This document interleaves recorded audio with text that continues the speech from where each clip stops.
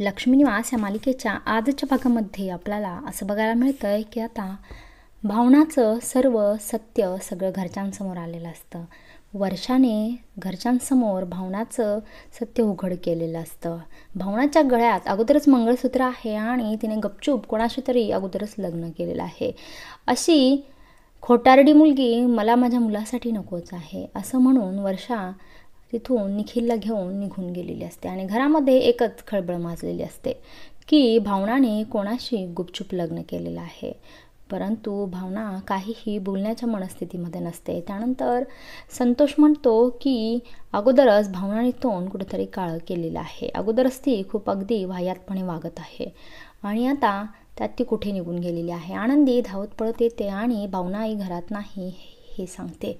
लक्ष्मी आणि श्रीनिवासला खूप टेन्शन आलेलं असतं. इकडे भावना रस्त्यावरून चालत असते. ती तिच्या विचारामध्ये गुंग असते. इकडे जान्हवीला सर्व समजलेलं असतं आणि जान्हवी घरी पोचलेली असते.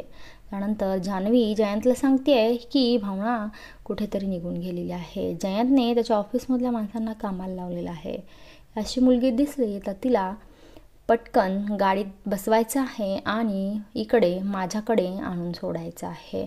तर जयंतचा आता भावनाला किडनॅप करण्यामागे काय प्लॅन असणार आहे आणि जयंत आता भावनाला किडनॅप करून पुढचं कोणतं नवीन संकट श्रीनिवास आणि लक्ष्मीसमोर आणणार आहे. त्यामागे त्याचा काय हेतू असणार आहे हे येणाऱ्या भागामध्येच आपल्याला कळणार आहे.